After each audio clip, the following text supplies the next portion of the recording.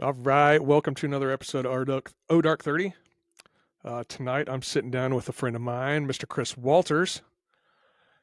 Chris was in the Missouri Air National Guard for would you say, just shy of 16 years, right? That's right. That's right. And spent his entire time with the Missouri Air National Guard as a navigator on a C-130.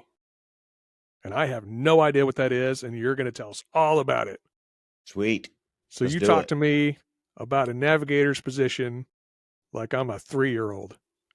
Well, I wasn't I wasn't always a navigator. I was prior How'd you get enlisted started? first. How'd you get started? So I found out that they can take your financial aid away from you when you're in college if you don't go to class and stuff like Well, that. I So mean, I mean it's a that's a technicality. technicality. Yeah, right, Right. right.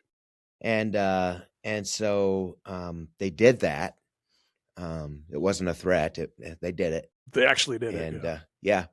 And Well, good for so them for following through and not just making right. empty Right. threats. They served me a big piece of humble pie.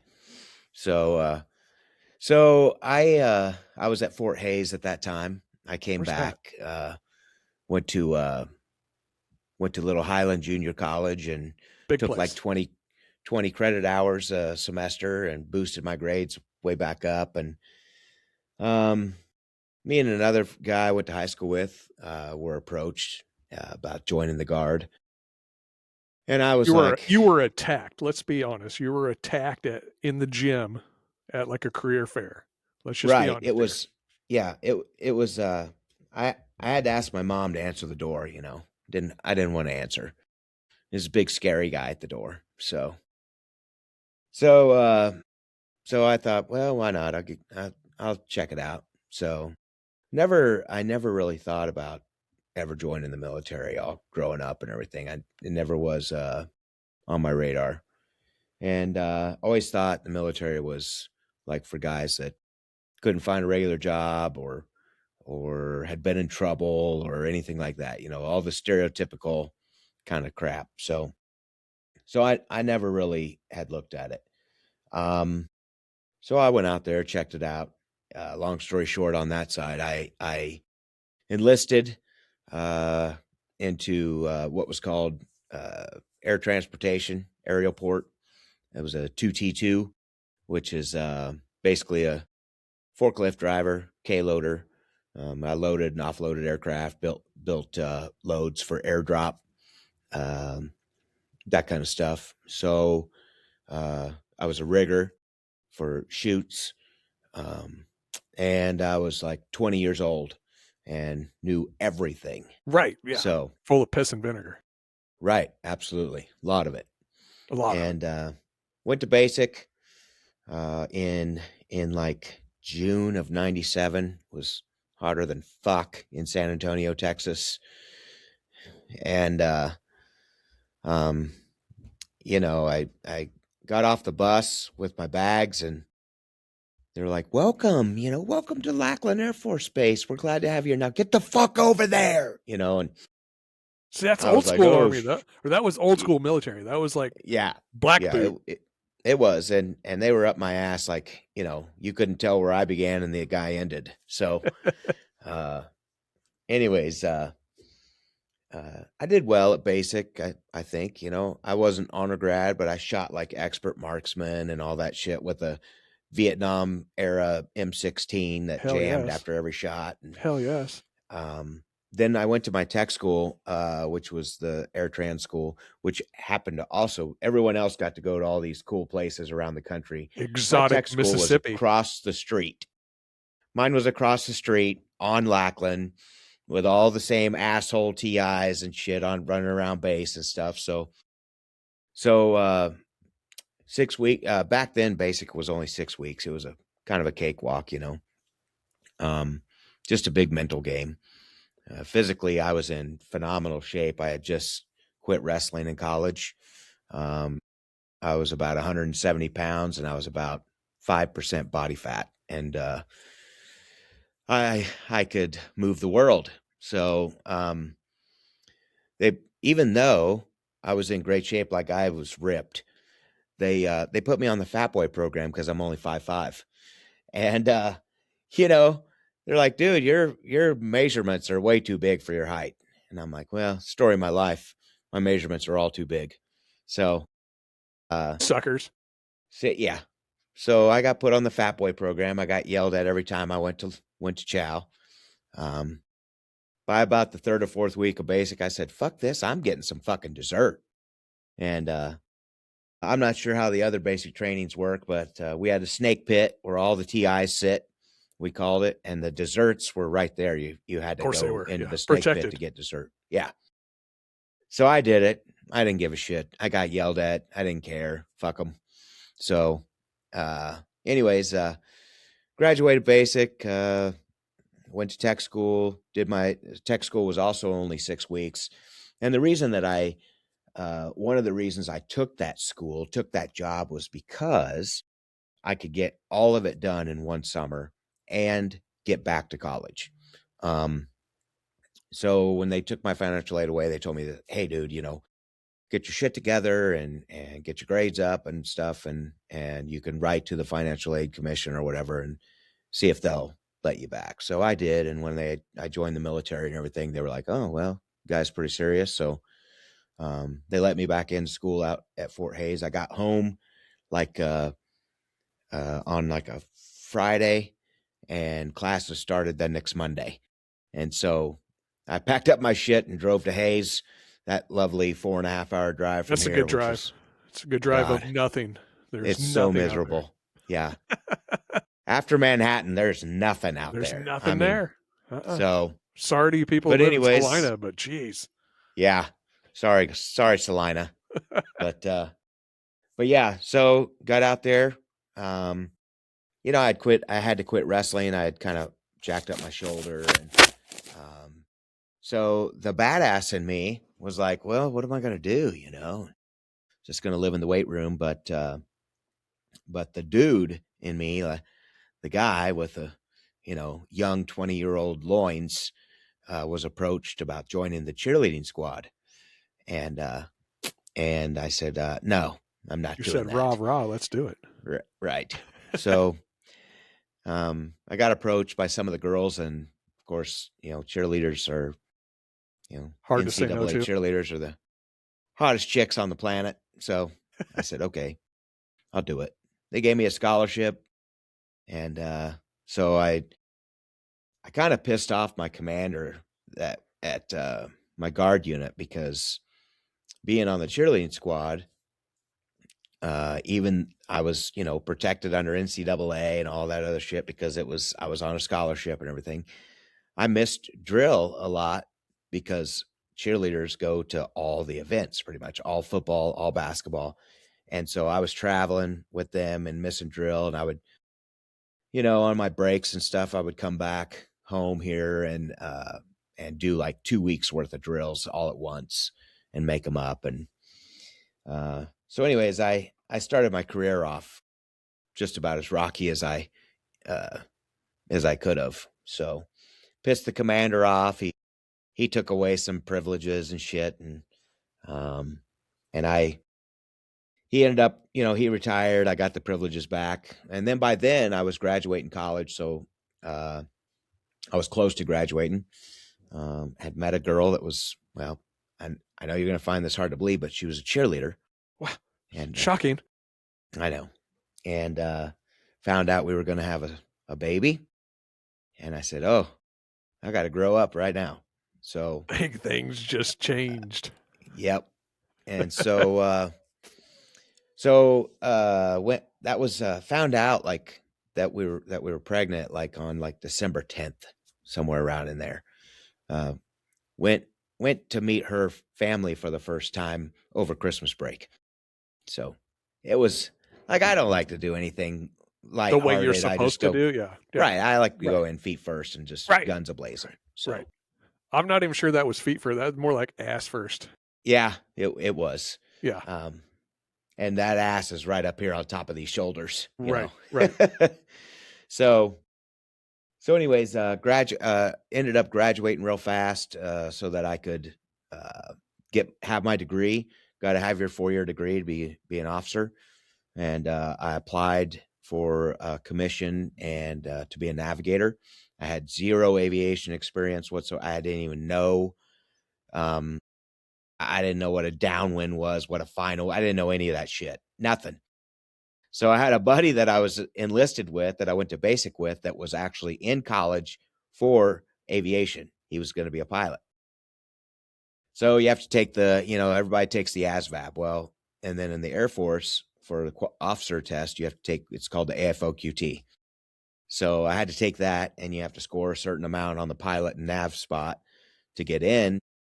And again, I had no experience whatsoever, no knowledge of terminology or anything. And so I had my buddy that's a pilot come over and give me for lack of a better term, a crash course on aviation stuff. It's a good And term for it. yeah, and I pretty much blew it out of the water. I did real well, and scored very high.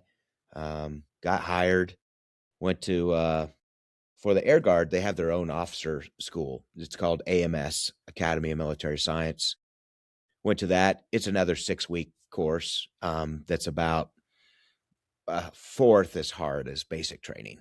It's pretty much a gentleman's course, but Gentleman's course, of course, yeah. yeah, these guys that come in off the street, though, straight into being an officer, like they come in as a pilot or something, and they get hired as a right off the street. Like, this was hell for them. And I'm like, guys, this is like, we got to drink beer. I was like, dude, this is a piece of cake. Well, I don't know what your problem. We got to watch the Super Bowl. Yeah, I was there from January till the end of February, so we got to watch the Super Bowl. It was cake. Honor grad out of there, graduated, came back to my unit, or graduated there. Then went to UNT, undergraduate navigator training, which was back in San Antonio. Well, good. In the But it was summertime. right. No, Right. I started there in I think March, April, something like that. And it was at Randolph Air Force Base, which is all the navigator training is there. It's a massive base, big flying training base. So I had a new baby, and well, he was a year old now, because I had gone home and worked a regular civilian job. I actually worked as a para in an alternative school, which probably was not really my cup of tea because I don't have Makes sense. patience or any of that stuff. Um, so and I coached at that time. I was coaching football and wrestling, and started a family, and so we moved to San Antonio. Went to nav school, graduated from there, honor grad from there. Then I went to Little Rock Air Force Base for C-130 specific training. Left the wife back in San Antonio, and she was pregnant with our second son. And I did all my training at Little Rock. Got finished up there. Got washed back once because I found out I was up all night one night with just puking up acid, and found out I had GERD. Ooh. So I had to go to the flight doc, and they're like, well, you're going to have to be, you're DNF, which means you can't fly. You're DNF for a week, which set me back. So I washed back for into the next class behind me, but no big deal. Only a week. And so graduated from there, honor grad, came back. We moved back to St. Joseph, Missouri, and that was in August of 2001. And my second son, Butch, was born in September. Or no, I'm sorry, 2002. And my son, Butch, was born in September of 02. And then the war kicked off in March of 03. And I was a brand new navigator in the unit. I was a lieutenant. I had put on, I was a second lieutenant, and I think I was real close to putting on first lieutenant by the time I got back to St. Joe. And so, yeah, my commander, he promoted me to first lieutenant right before we left. So I got a little pay boost and everything for that deployment. And then that was kind of the I not at first, but all the deployments eventually led to the demise of my marriage, and which happens for so many. But Right. yeah, first deployment went to Saudi, a place that we were never at, Right. and uh, it was a literally a shithole. I mean, it was an airport, but it was a outside the airport. It was a literal landfill, trash dump, Nice. Nice. and they brought in huge rock, like 4 to 6 inch pieces of rock, and dropped it down over it and just covered it all up. And that's what we built our tent city on. Oh, good. I shit you not. Oh, good. That's So, that's that's quality military mentality. of course. And so it was the largest C-130 gathering ever in the history of ever Nice. C-130s. I think we had 11 units there, and we all brought 6 C-130s. Holy cow. Um, yeah, we had a ton of birds there, and it was a single runway airport. Uh, I bet the ramp looked cool though with it 66 was birds sitting on it like that. I bet that Yeah, was I have cool to looking. dig out, see if I could find some old pictures that they had of all the 130s lined up, because they pulled them in and then they would back them up, and they look like I don't know, it kind of looked like a street race where down the taxiway you had all these C-130s lined up on each side of it facing inward. Um, but I think it was 11 units. There was us and West Virginia, Oklahoma, Texas. Man, they were from all over. Uh, I think New York, Delaware was another one. Um, I mean, it was pretty diverse, real Now, real diverse. were you guys all staged in Saudi for missions into Iraq at that So point? yeah, we everybody pr- all C-130s except for probably like some MC, like the Talons, the Spooky Birds, and the gunships and stuff. They were all there, all of them in Saudi. Little place called Tabuk. You'll have to look it up. I'll It's have to over look it on up. the it's on the west side of Saudi. Um, and my first mission out of Tabuk was a 3-ship to Cairo. And I'm like, why the hell are we going to Cairo? Interesting. Yeah, I thought so. And we hauled a huge load of sailboat fuel all the way over there and back. Sailboats, huh? Yeah. Didn't know those were a part of the war game, but that's cool. Well, sailboat fuel. That's what we Okay. hauled. Sailboat, fuel, Right. airboat, queer. So, uh, so that was pretty cool for my first mission. It wasn't actually into combat, but got to fly over the pyramids and the Sphinx and all that stuff, and got to see That's all that cool. cool shit. So that was pretty That's neat. cool. Yeah. Not a lot of people can say they've flown in a C-130 over the top of the pyramids. Right. Pretty So badass. as a navigator on a Herc, what's your job on the bird Okay, so there's other than navigating? I mean, there's actually, other than the engineer, the flight engineer, the navigator is pretty damn busy. The pilots do the takeoff and landing, and then pretty Flying much ship.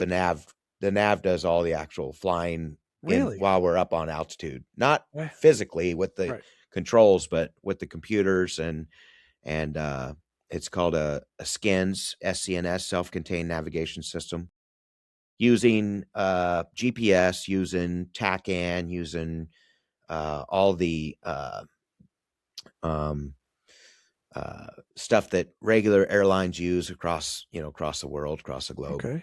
as navigational aids, nav aids. So, so my job is to load in our route, you have of course you flight plan before you go, and you have a route picked out. So Right. I would load all that in before we even go. You get a mission brief, and you talk to tactics, and you talk to intel and everything, and you make sure you're not going somewhere where you're going to get blown up and that kind of shit. So, because we don't have, I mean, the only guns we have on board are the 9 mils we're carrying on our side. Right. So, we don't have a 105 howitzer sticking out of the back or anything like that, Those so guys are cool. I like those they guys. are very badass. So, So does but, every C-130 have a navigator?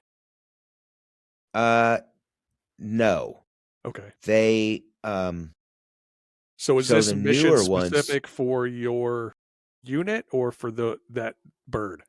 for the Okay. airframe. Okay. So, uh, the ones that don't have navs are the new J models. Okay. They do not have navigators. So, but every C-130 before that has had a navigator. Okay. So So it's just the new models. so you're probably working hand in hand with the loadmaster or the engineer. I guess you guys had a loadmaster as well, right? Because you got to get the Correct. weights, Yep. fuel weight, cargo weight, man weight, whatever you got on there. And when I was in Colorado, I was working for a private airline uh, there at the airport, and I got picked up. I got recruited to be a civilian contractor on Fort Carson Mm-hmm. because we were on our side of the airfield, the private side. We did a lot of the military deployments and redeploy and returns from deployment, helping load the civilian crafts and all that stuff. So when I got recruited to do the civilian contractor job, um, our company was based out of McLean, Virginia. Yeah. So it was like security contractor, civilian Like contract stuff. Blackwater. Right. But we didn't have guns. We just helped load the birds. But we loaded. I couldn't tell you how many times I've been on the back of a C-130 now in a C-5, a C-17, helping the ground crew load all those big pallets. We built pallets for SF. Yep. We had the Antonov plane, the big one that got Oh, blown yeah. up in Ukraine, Massive. Yep. did in at our airfield. Well, it I don't landed at doubt it. Peterson. It taxied over and was ramped at our airfield on the private side. That thing is gigantic, Oh, it's bigger than the C-5. massively gigantic. It's We the loaded, largest aircraft in the world. yeah, well, it was. Yeah, it was. It Yeah. was. So I got to walk around in that thing and touch it and play with it and all this kind of cool stuff. That thing has like a crane system in it, and it's got this wooden floor that it can lift. The crane system would lift the wooden floor up, and they can store it on the sides. And then there's rail. They can load rail cars in it, and it Yeah. is so big they can put 2 train rail cars side by side in there. Wow. And it was That's freaking contracted. Oh, badass. it was so cool. It was contracted by the Special Forces unit out of Colorado Springs, out of Fort Carson, to take equipment overseas for them.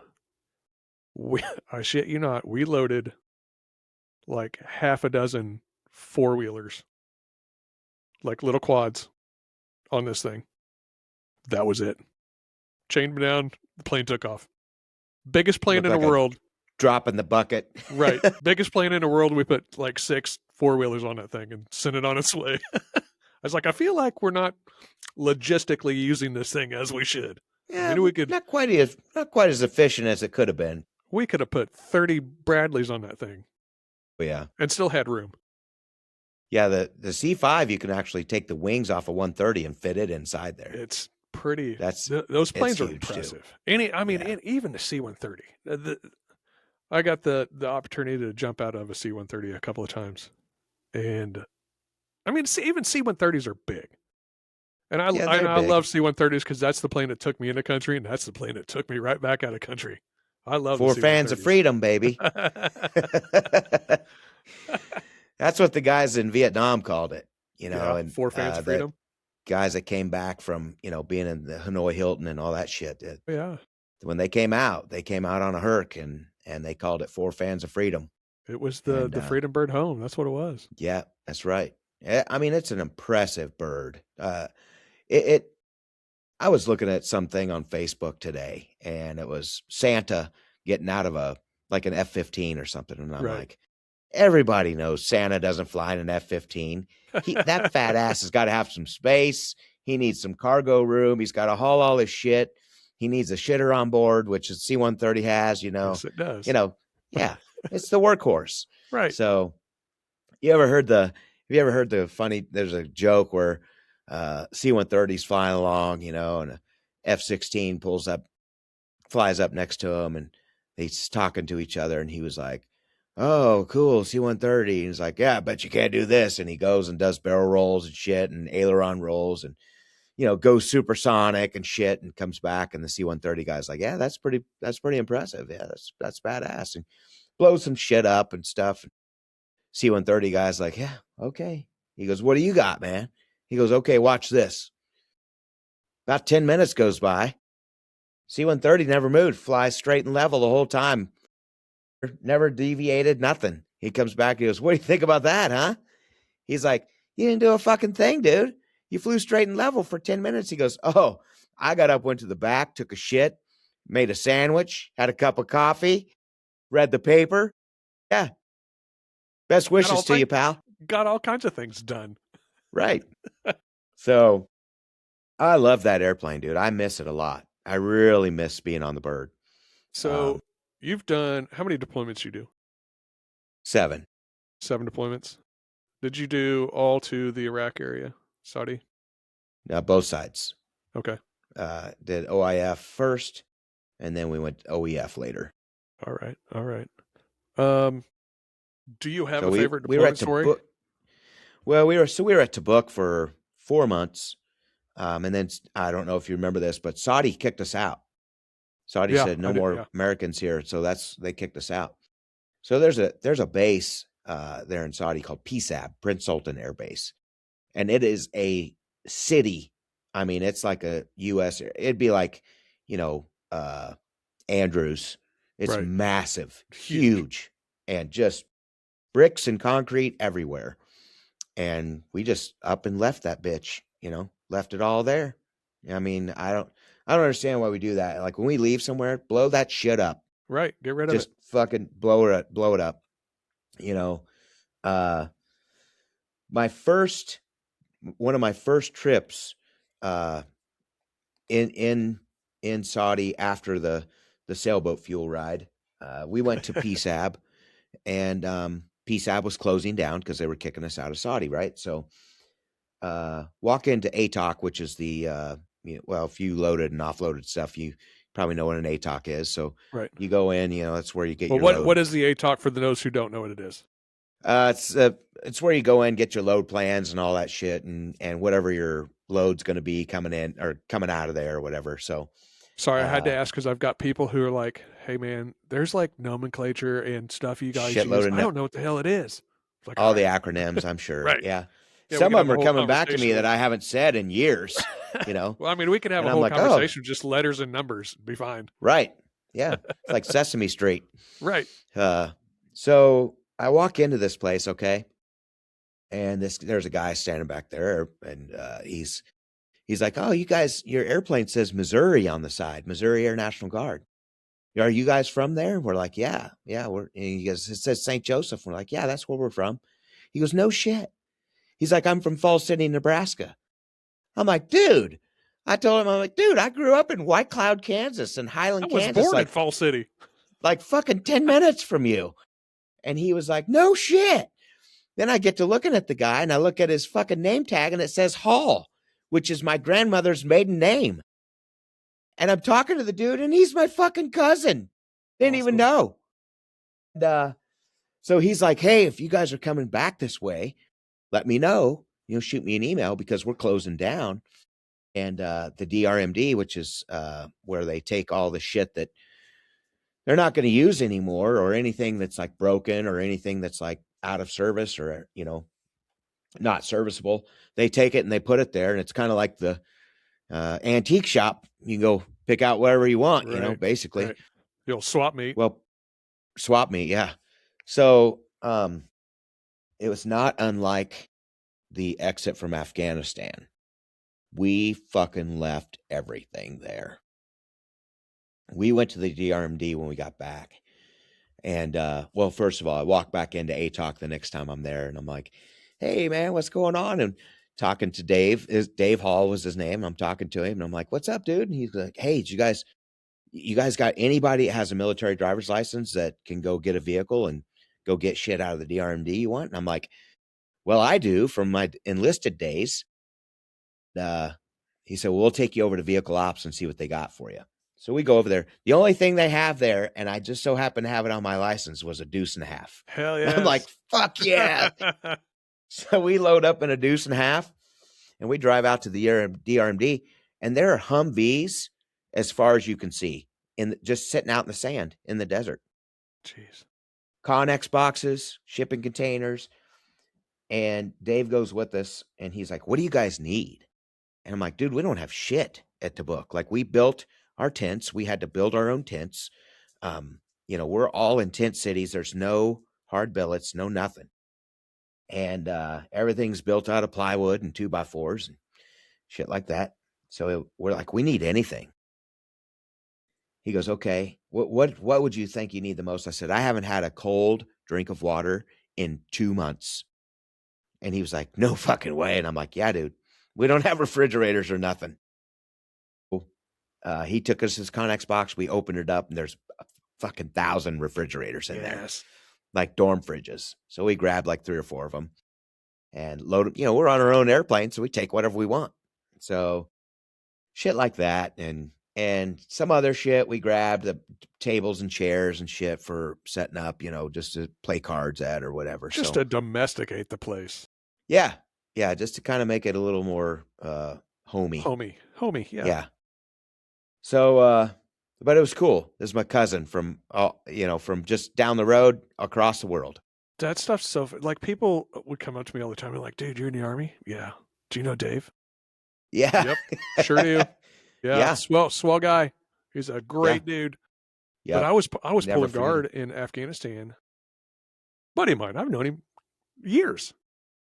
And that's, dark 30 because that's when we pull guard. And I was like, "Dude, where are you from?" He goes, "Kansas City." It's like, "No shit, me too. Where at?" He's like, "Well, north of Kansas City." It's like, "No shit, me too. Where at?" He goes, "Well, St. Joe, Missouri." It's like, "No shit, me too. Where at?" He goes, "Well, Rushville." I was like, "No shit, I'm from Highland." He goes, "No kidding." I was like, "Yeah, I took said girl at the time to senior prom." He goes, "Yeah, I went to high school with her." Had no Yeah. idea. We were like 15 minutes apart. Didn't You meet guys till were we were on the other side of the probably world. biblically related, I bet. Probably. Yeah. So, So in your so yeah. 7, would you say 7 deployments? What was your go-to deployment ritual? Did you have a ritual? Did your unit have Nah. a ritual? Well, I mean, so since we took our own birds, it took us 3 days to get over and 3 days to get home. So, you can only fly so many hours Right. before you have to take crew rest and all that shit. So, we could make our own route. I mean, we have to get approved, but so being the navigator, that's what I did. So I always looked up some of the coolest shit that you'd never seen, and like, I wonder if they'll let us go here. So, that was probably the funnest part of going on deployments, was picking out spots on the way over and on the way back. We always went through Prestwick, Scotland, always, because the guy there that runs the FBO, he became friends with us. Every time we would come into Europe, we would always go through Prestwick, and we became friends with him. And we have the AATTC, which is the Advanced Airlift Tactical Training Center here at St. Joe, where we teach C-130, like cargo aircraft, how to dogfight. Basically, if Nice. you get into it with an F-16, how C-130 can maneuver and This is outmaneuver how an you F-16. unbuckle and walk to the back and take a shit Exactly, because it's because about to get bad. because you're going to need to, otherwise you're shitting your pants. Right. So Uh, so he became like a kind of like a sponsor almost. And every time we came through there, they put us up in a nice place and everything. The Air Force. We get some nice You guys stuff. did it right. That's why I'm switching sides. I'm switching. If you didn't know, That's right. That's right. So, well, some cool places I went through in Europe and shit, to do that. Prague, went through Romania. Uh, I've hit just about every country in Europe. my Um, daughter asked me the other day what the prettiest place I'd ever been to, oh, and like I lived in I Egypt know for that 6 one. months, and Egypt was beautiful. Yeah. Kazakhstan, Kazakhstan is probably the most beautiful place I've ever been to in my life. Well, so I've been to Kazakhstan for a minute. Um, I don't like any of the stands. Fuck that place. All of them. Fuck all the I stands. mean, Uh, if you get down to it, though, Afghanistan's a beautiful place. I it's don't got like some the people, badass scenery. Yeah, I mean, but it's yeah. yeah. I mean, the Some of the mountains. You go people are from the okay. mountains to Right, shit. I mean, the mountains to right, desert, and right. in the wintertime, those snow-capped mountains are gorgeous. They are pretty. I They are remember when we beautiful. landed in Bagram, and there's just, I mean, you're just surrounded by mountains.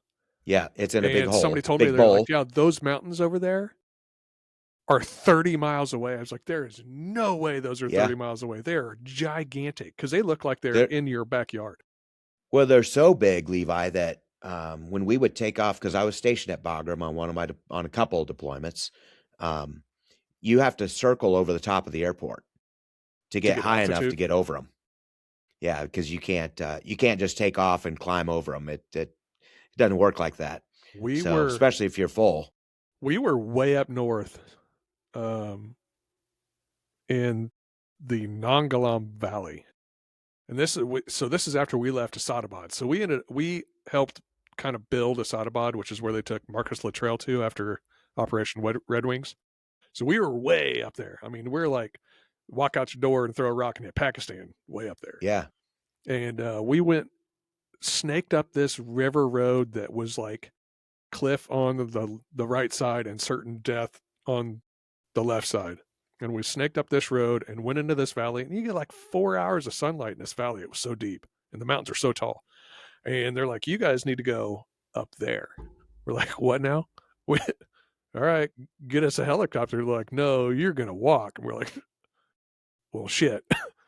Okay. And we would walk up to these mountains. They'd give us these maps and we try to like plan our route up this mountain. Be like, there isn't a top on this mountain. Does anybody know why there's not a top on this mountain? They're like, yeah, nobody's ever been up there. It's never been mapped. That's why it's not mapped. Yeah. That's why it's not mapped. Nobody's ever made it to the Fuck. top. They're like, you want us to go up? No, hell no. Yeah, no. Those were some horrible rucks. I'll tell you that because Yeah. we had, like, I had three weapon systems on me because I had my M700 or my Remington 700. I had my M4, and then I had the Beretta uh, sidearm, the 9 mil sidearm, Mm-hmm. and I had rounds for all, food for me, Mm-hmm. water for me, and this is like for 2 weeks. I mean, So my you're saying rucks you were were packed light. You were packing packed light. very light. I mean, our rucks Yeah. were up 120, 130 pounds. I'm not a very, Easy. I'm not a very big fella. According to the army, though, I am obese. 6 foot tall, almost 200 pounds. I'm obese. That's fine. But yeah, the the maps. There's so many mountains were just blank because nobody had ever been there Yeah. before. Like the people in that valley had no idea the Russians were in Afghanistan for 10 years. They No hadn't shit. There's they hadn't that seen cut a off from uniformed soldier since everything. the 1800s. Wow. That place That's was nuts, dude. insane. And That's we like slept archaic. conveniently on the floor of the AIDS and tuberculosis clinic of the area in good army fashion. We got just the high class, Yeah. housing. Only the best. Only the best. Only the best. Right. So did you guys Yeah, so we when you flew to Scotland every single time, did it turn into almost like a tradition that you guys had to go there? oh, Or yeah. is that just one of the Yeah. places you had to go? No, we pick spots like that, and then if you make friends and things. So we Like Scotland, it, but if you Prest. didn't go to Scotland, Like you're like, man, we got to stop in Scotland or some shit, bad shit's gonna happen. We better stop in Scotland.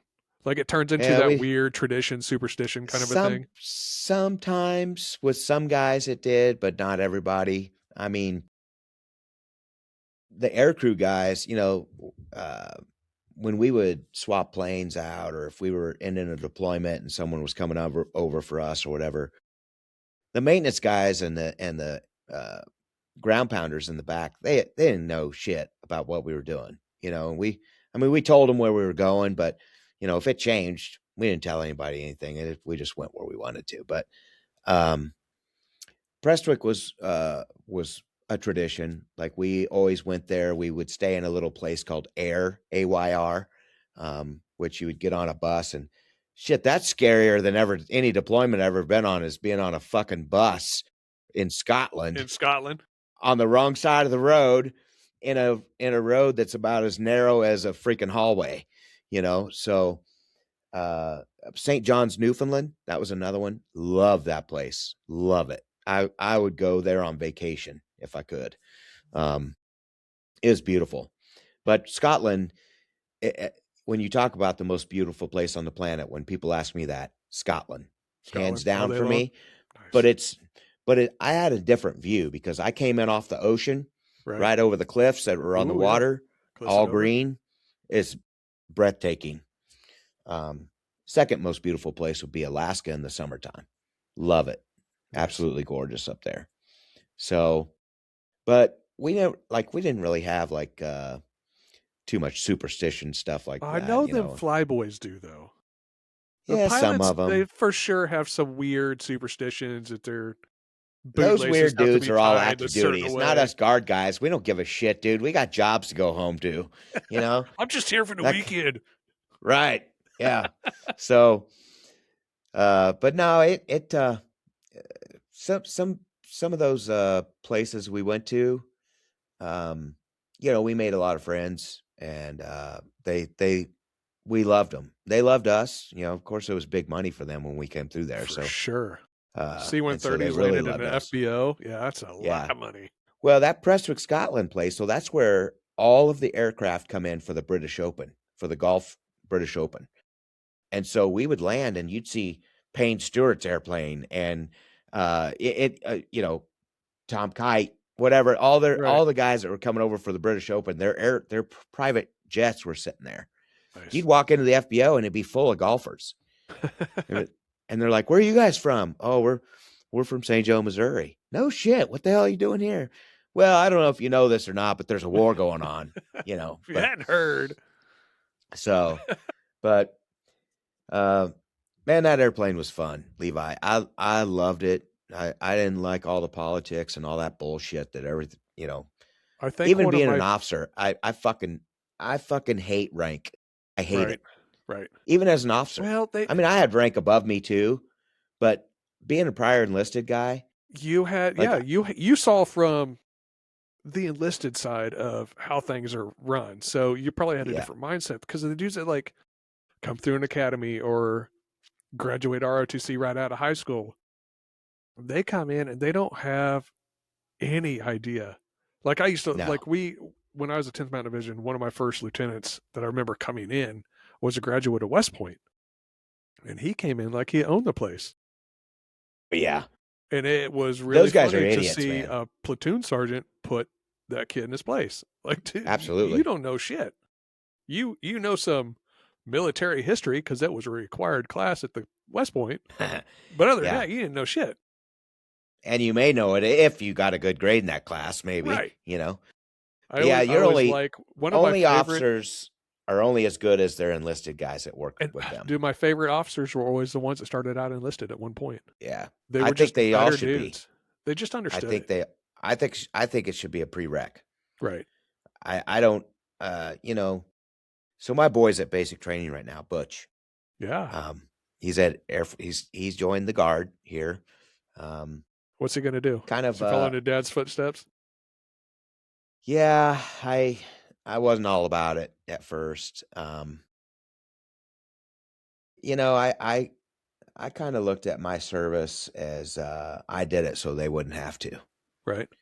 and And I didn't want them to experience a lot of the shit that I experienced, without getting all fucking soft and mushy and shit. I just didn't want them to. Being a dad was way more important to me than my kids being like me. I don't want them to be like me. I want them to be better than me.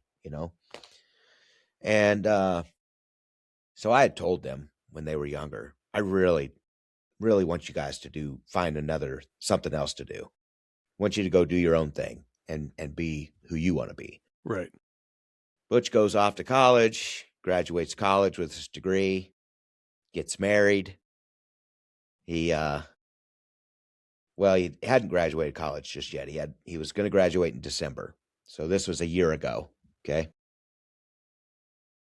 Calls me up, says, "Hey, are you home? I need to talk to you." I just got married in June. And I'm like, "Yeah, okay." So I thought maybe they're pregnant. He's going to come tell me that they're having a baby or whatever, something like that.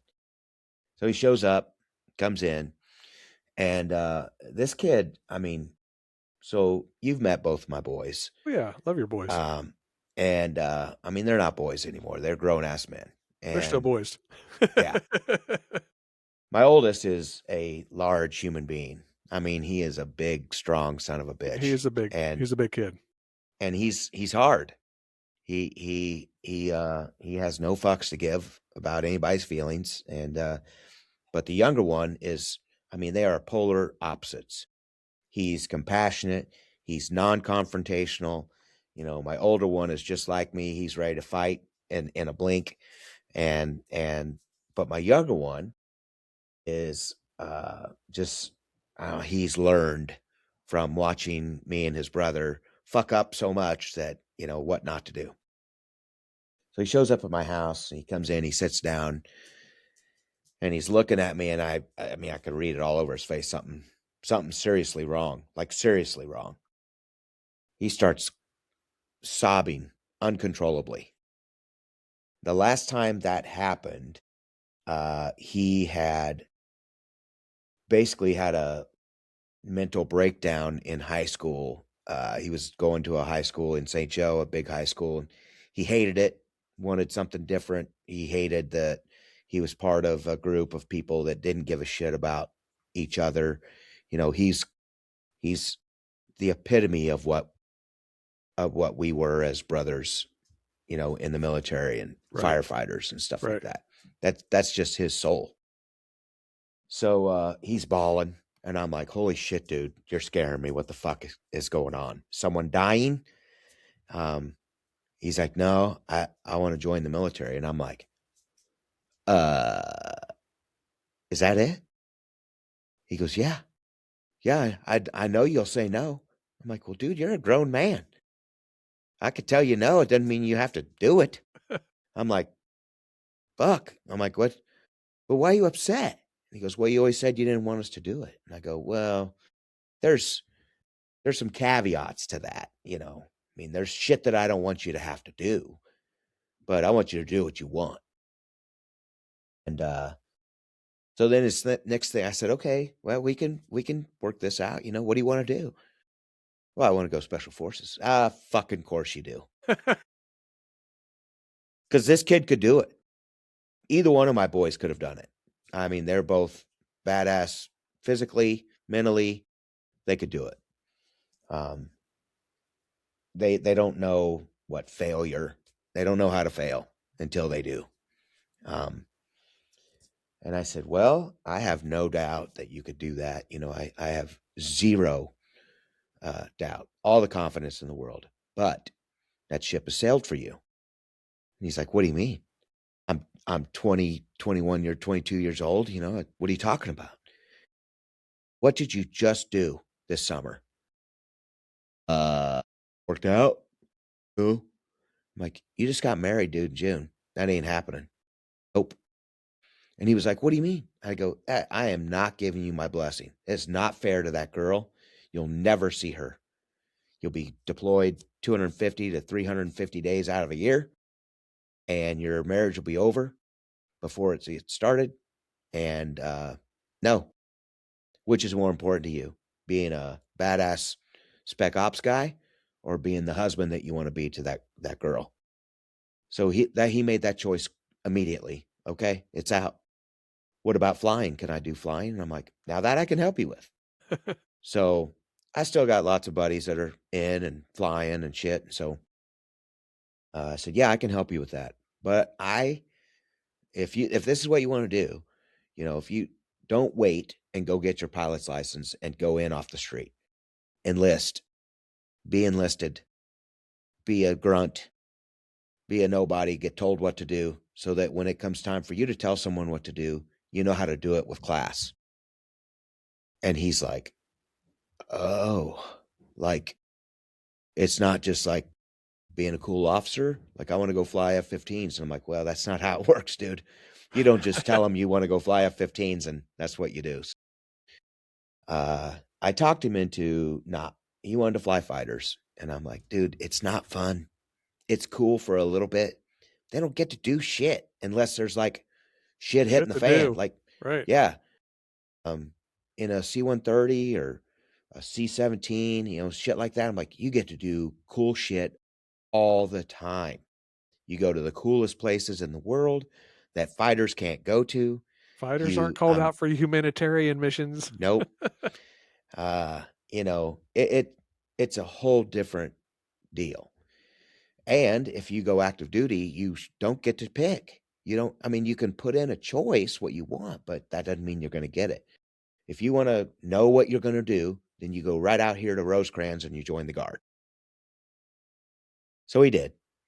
And he's going into air traffic control, which is high needs, Yes, it is. very high Good needs. civilian job too. Fantastic. 6 figures right out of the chute anywhere in the Right. world. Right. And got a massive signing bonus. Um, went to basic. He'll come home for 6 months. Then he'll go to Biloxi for 4 months.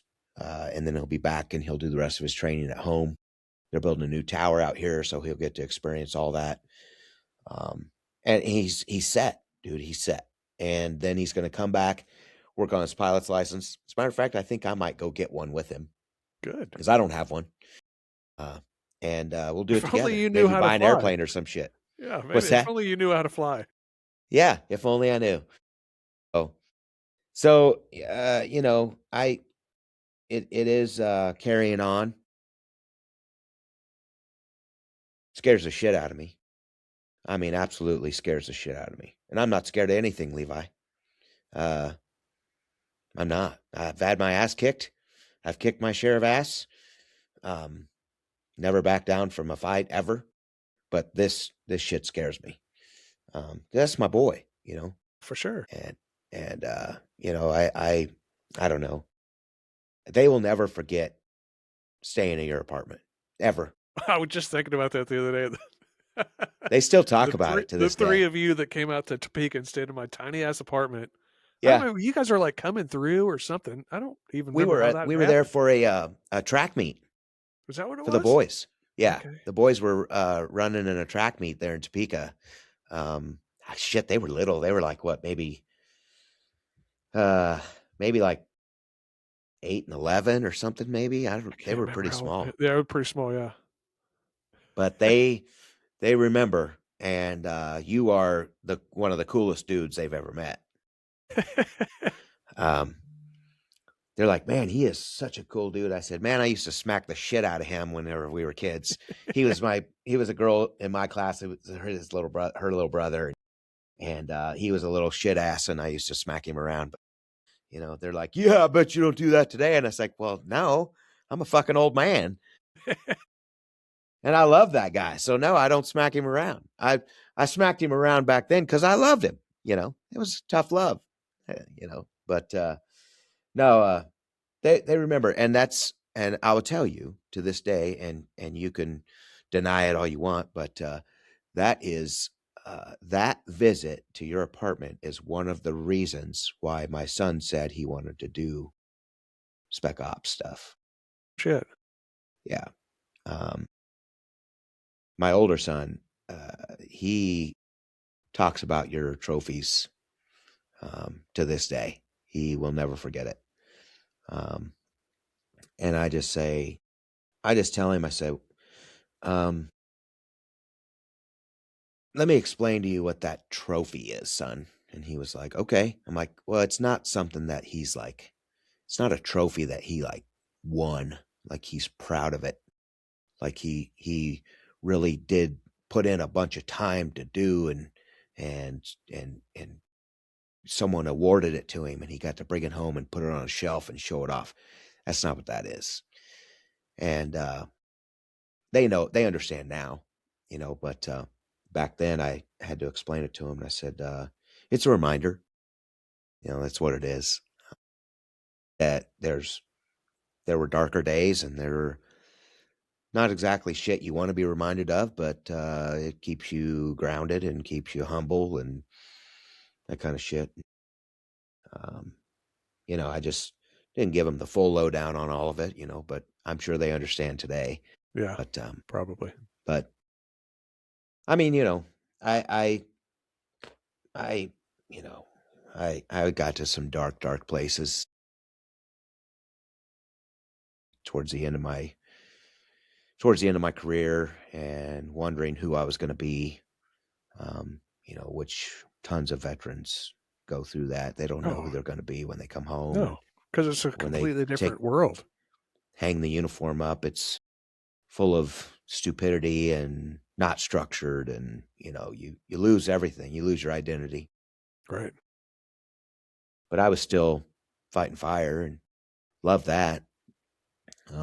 Miss that too. Miss fighting fire a lot, but Same, I do too. don't miss the med calls. I don't miss any of that shit. You don't miss the lift So, assist? dude, St. Joe, the fucking, I mean, the mental health issues in this city are profound.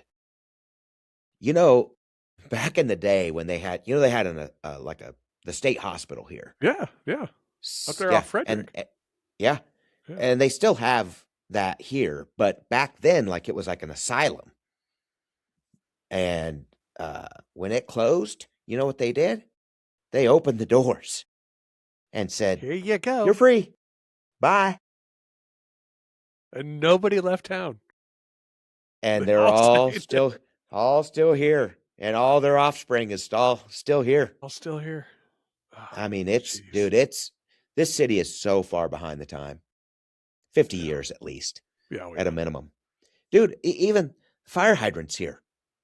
We call them bastard fire hydrants. They have bastard threads, St. Joe threads, because they're not standard. They're not, national fired standard. What are they? They're fucking bastard threads are their own thing. We have adapters that go on the national shit, like a stores that goes onto a fucking adapter. Like, I'm like, oh, which you pull the shelf down out of the truck, and I'm like, oh, is it this one? No, not that one. This one. I mean, it's fucking stupid. You got a bag of tricks just to catch a hydrant? Yes, Jeez. actually, yes, a big ass bag with your wrenches and shit in it, but it's Oh also yeah. got adapters and shit But in it. it's You're got like, all and the it's fucking adapters. Yeah. heavy. Yeah. Yeah, fucking heavy. And you're like going through like it's a puzzle. That's And awesome. they're still here. They're still fucking here. Still in service. I I don't I get it. remember when I came up and visited you at the station, the downtown station, and you took me up and meet your crew and stuff, and you were talking about because that was the it was a one stall, right? Isn't it a one stall No, station? that downtown's 2. Well, downtown's 4. But the No, one stall the was what little I was. one. Yeah, that was an engine. So it was engine 9. Okay, But we had engine 1 ran out of it was station 9. Engine 1 station ran 9, out of and that's station the 9. one that's got the spiral staircase off the side. Yes. And Yes. you're explaining to me that they had spiral staircase in that fire station so the horses wouldn't fall the firefighters up to bed at night. Correct. And you know what that place is now? It They is got rid of the a fire station? they sold it, they built a new station. That was the oldest working fire station this side of Mississippi at the time, and we were using it. I mean, it still had like there's still fire stations around town here that haven't been demolished that still have the haylofts and shit in them. That's awesome. Yeah. They were all horse-drawn apparatus and shit. And that one was a horse-drawn apparatus station Yeah, there I too. remember you telling me that. And it's now a restaurant. It's a high-end. Italian restaurant called Emi, EMI. I want to go in there just to see what they've done to the Just place to see what it because looks like now. I mean it was a dump. I mean it Yeah, was it old. was. Yeah, it was Yeah. old. And I mean it's a badass building. Right. It's still got that staircase sticking out of the side of the building and everything. That part is pretty cool. I'm But glad they kept it. That's good. yeah, they built a new station for them. The They changed the numbers around on the trucks a little bit. We were engine 1, now that's engine 9 out of station 9, the new station 9. Makes sense. And they had a rescue truck that was downtown that was rescue 9, which now makes sense that it's rescue 1. There's 2 of them in town, 1 and 2 now, so anyways, like I said, this city's so fucked up. I mean, they don't know what the fuck's going on around here. So, but dude,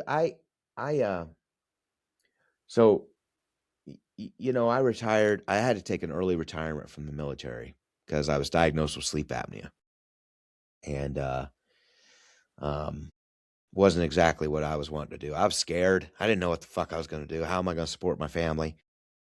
And the few years prior to that, when I became a fireman, uh, and went back to being pretty much a traditional guardsman, uh, I, I even being on the fire department, I didn't make shit. I mean, firefighters don't Yeah. make dick for Right. money. I mean, and this was even worse here. We were, I think my starting wage was, or my starting salary was like $27,000 for a full-time firefighter in St. Joe.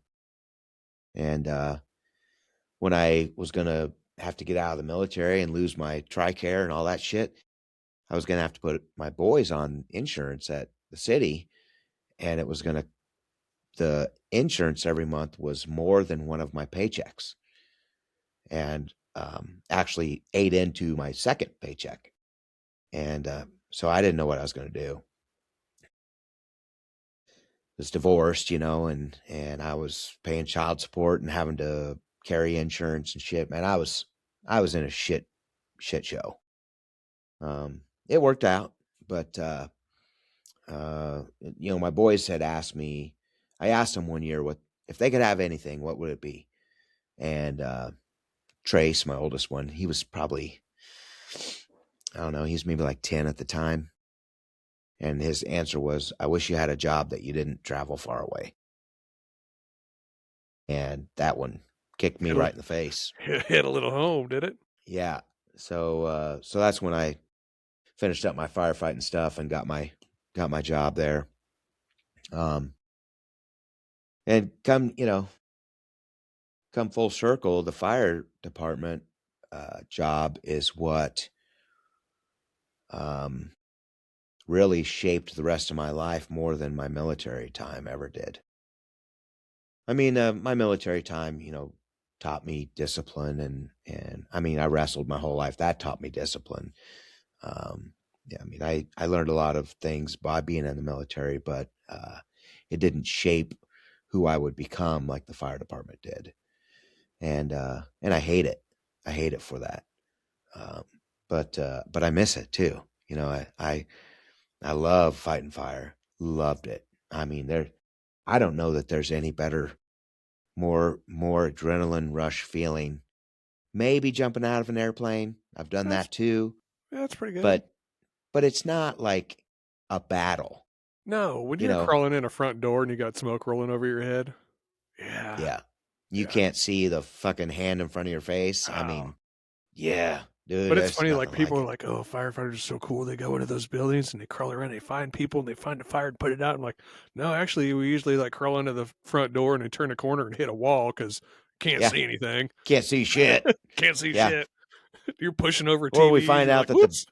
or the building's empty and we just fight it from the outside, because it's, sit on the truck and put the big gun on it. So no, man, I do miss that. I miss that part and being with some of the fellas at work and stuff, but I do not miss the med calls because they fucked me up really bad. So, I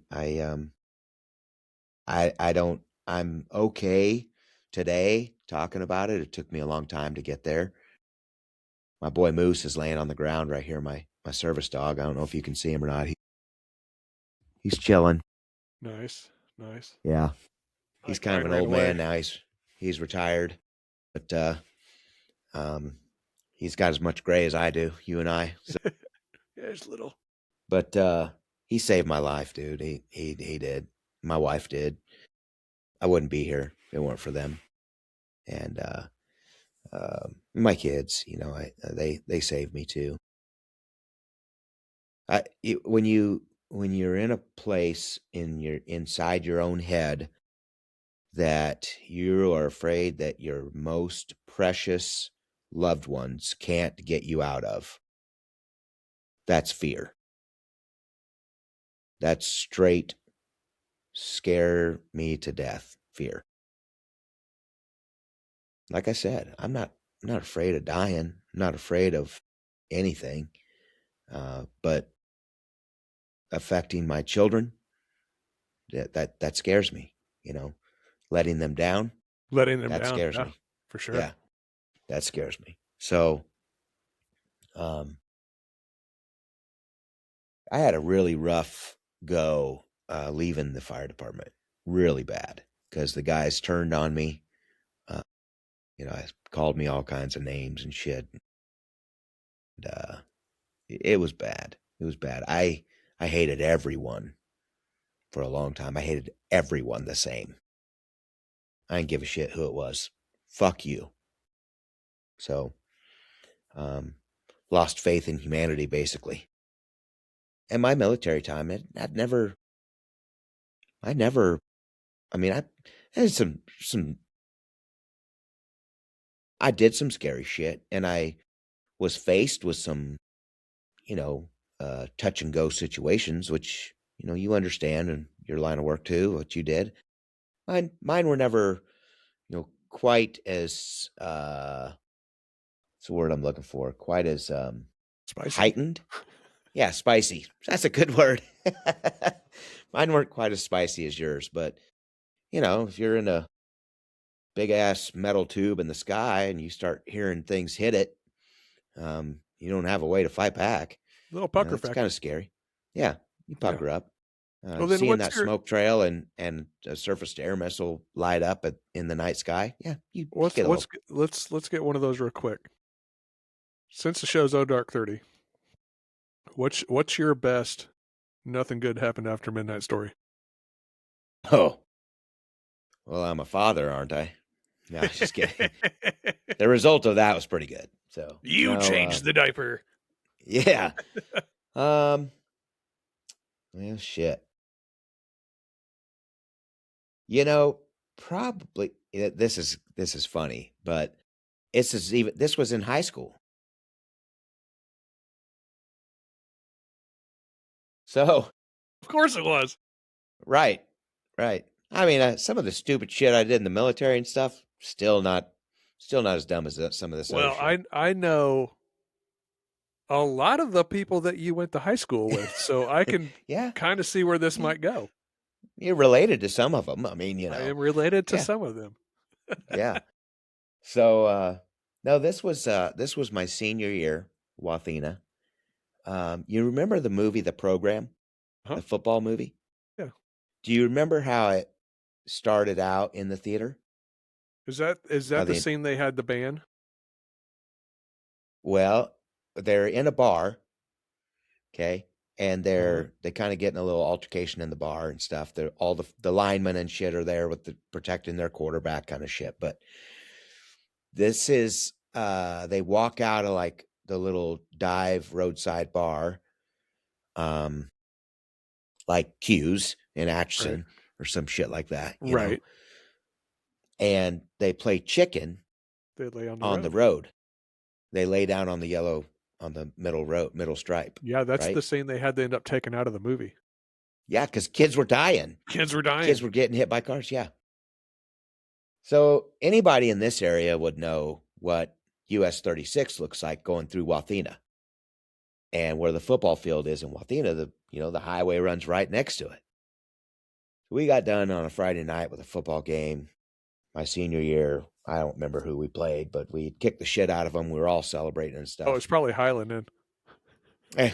No, actually, I think Highland gave us a game that year.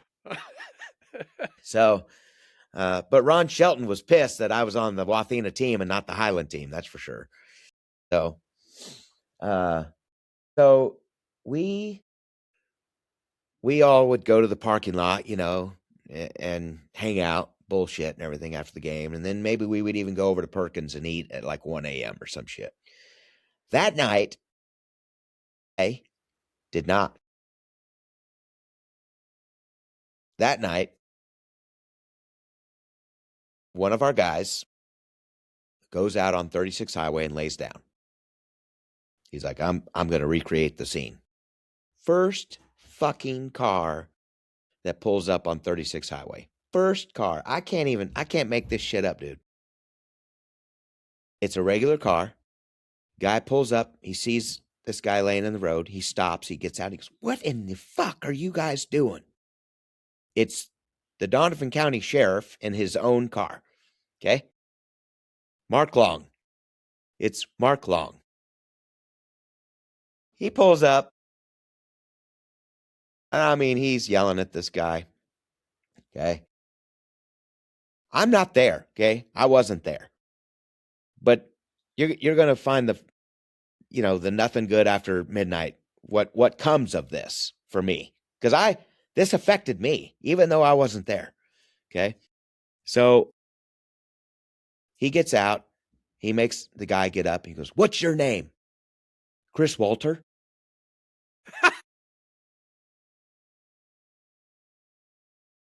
So, there was a guy named Chris Walter that was in the class behind me. Same middle initial. His middle name's Aaron. Mine's Alan. We're the same age because I was a year ahead in school, but I was supposed to be in the year behind me, but I had skipped a grade. So he takes his information all down on Friday, okay? Monday morning rolls around, and I hear the story at school. And like about 10:30 in the morning, the door of our classroom flies open. And my mom is standing there. And she's fucking hot. I mean, she's pissed. Christopher Allen Walters. And I'm like, oh shit. And everyone, like you could have heard a mouse fart. Everyone's head turns. I get up. She used my whole Christian name. Yeah. Yeah. I go out in the hallway and she starts just ripping my ass. I don't know what the hell is wrong with you. I know I've raised you better than this. I can't believe you would do some stupid shit like this. And I'm standing there like, I have no idea what you're talking about. Don't be stupid. Don't play dumb with me. Blah, blah. Just tearing me apart. And I'm seriously like baffled. What the fuck are you talking about? Of course, I didn't say that because I would have got my teeth pushed in. But so she goes, I got a phone call from Sheriff Long this morning telling me about how you were laying down on the road out in the middle of fucking 36 Highway. And I'm like, no, I didn't. I wasn't. And she goes, yeah, right. He told me you got up and told him your name. And I go, Mom, Friday after the game, I hung out in the parking lot. But I came home and I was home all night. I was with you. She goes, you're right. You did come home. And I'm like, yeah. Woo, I'm like, I saw my life flash before my eyes. Thank God I did go home. And I remembered I went home. No shit. She goes, well, why would he say it was you? And I go, probably because it was the other Chris. Well, where's he at? And she went and opened up the classroom door to his class and pulled his ass out in the hallway. And I had to stand out there and watch him get his ass ate. And he's standing there, yes, ma'am, no, ma'am. You ask Bubba. Bubba was scared to death of my mother. Just like people were scared of Mama Lou, too, even though Mama Lou loved you, but they were scared of her. She'd love you My hard. mom was the same way. Knock your teeth in. She didn't fucking play around. So he got his ass ate, and he kept saying, please don't tell my dad. Please don't tell my dad. Because his dad was a massive human being that would just Didn't say much, but could have ripped your arm off and beat you with it, kind of thing. So when I tell stories, when I tell my 16-year-old daughter now who's driving and shit, and she goes over to her friend's house, I said, look, I know you're going to leave your phone at your house so that I think you're still there, because I can't Life 360 you if you leave your phone there. And I know you're going to go do stupid shit. Trust me, I know, because I did it. I did it all. Well before Life 360, where no one knew where I was at. I mean, I could have been halfway to fucking Arkansas and back before the daylight, and no one knew. I said, just make good choices and remember that nothing good happens after midnight. And so I told her the story. And I said, you know, I said, if my mom was alive today, you guys would not get away with half the shit that you get away with. I'm easy. I'm a pushover compared to her, and I'm not, but I am. They give me, oh, daddy, please, and yeah, okay, honey, yeah, whatever. My mom was judge, jury, and executioner, all three wrapped up in one. So she didn't fuck around. So, you know, I'd go over, I spent lots of time at Jeremy Collins's, and, his dad, James he was a hard ass dude. He was. And, but, I was adopted, grew up without a dad, and he was my dad. And I still call him my dad to this day. Um, and it's crazy because, he whooped my ass like he was my dad, and taught me what being a man was about, and taking care of your family, because he did all that shit. He's a real dude. And you know, Jeremy and I we have lived parallel lives. We're still best friends. We're brothers. We still talk on the daily. And I'm going down to Danny's the day after Christmas to have dinner with all the family and stuff, and Nice. spend some time with them. And both Nice. of those guys are Uh-huh. military. Yeah. Jeremy's kind of lost his gig because the Army took away all the aviation in the Yeah. reserves. Talking to a guy, I actually work with a guy that's in the same unit. Really? Yeah. Yeah. So those guys are all kind of frantic, trying to figure out what they're going to do. Right. They gave him like Jeremy's a so close year. to retirement. Yeah, that's what Jeremy So needs, stupid. like 10 months. Right. So I just begging that they don't fuck him, and I don't see how they could. I mean, they got to give him something. So, but anyways, that's a guy that you need to talk to, Yeah, for sure. have on here. I don't know if you know about Extortion 17. Uh-huh. Sure do. He was number 2 in the formation. He's in the book. We'll talk about it, but we will someday when he's done flying. We'll Right. probably talk about it then. But it was days before we heard from him. Of course, they're way downrange and shit, so you didn't hear from him anyways. But that I will admit, that scared me. Not knowing if he was in that, before I finally heard his voice, that scared me. But like, we're brothers. Like, we've been best friends since we were 11, 12 years old, and done so much stuff together and everything. It was pretty scary. But actually went out to his Finney flight, that they had the big formation Finney flight. Oh yeah, you were there. I was there. I was there with the You kids. were? I was. God damn it. Yeah, I was there with the kids. Oh, man. And I then I hate saw to hear that. your pictures later. It's like, damn it, Chris was there. Oh, son of a bitch. Well, I'm glad you didn't say anything to me right after that, because I would have been pissed. But yeah, I went out there to that, and some of the family members from Extortion 17 were there. Steven Soroy, who owns Call Sign Brewery, he's a 130 guy, and he's retired, but he was up here at St. Joe, and he was there with one of the widows, and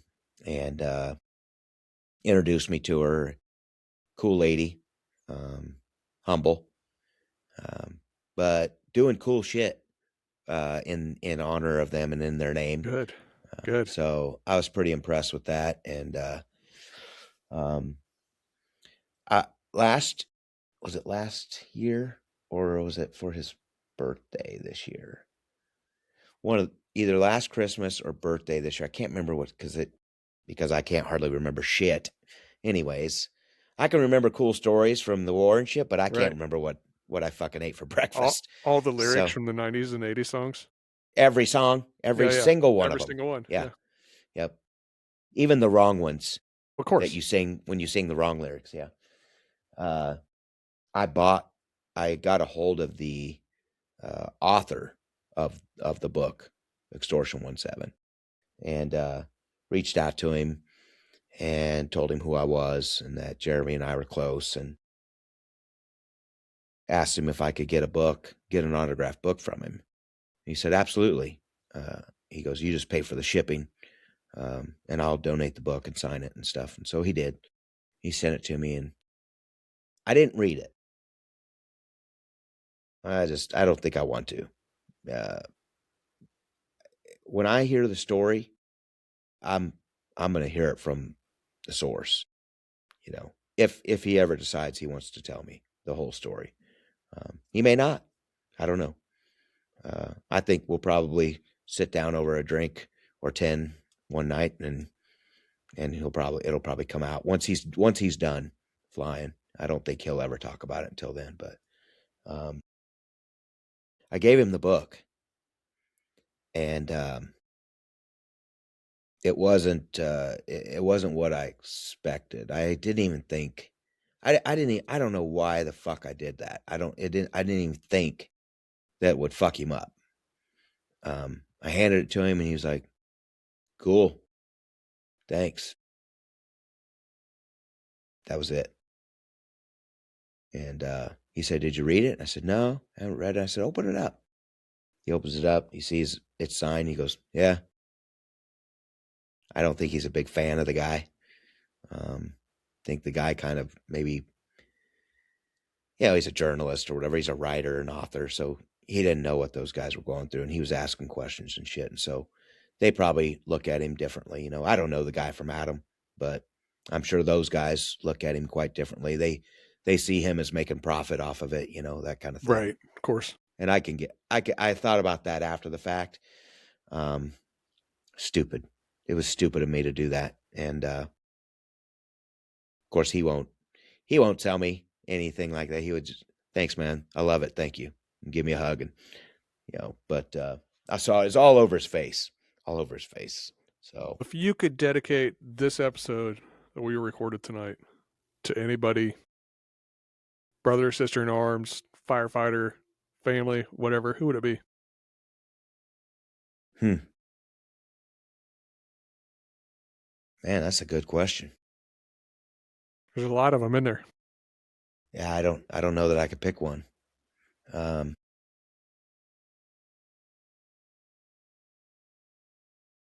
I'll tell you who I would dedicate it to, because I didn't tell this story, but I'm going to tell it real quick. So this is the reason why I had to retire from the fire department.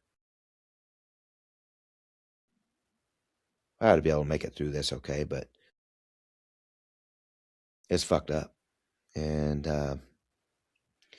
it was, I had been on a call a few months prior where a lady was pregnant and didn't know it.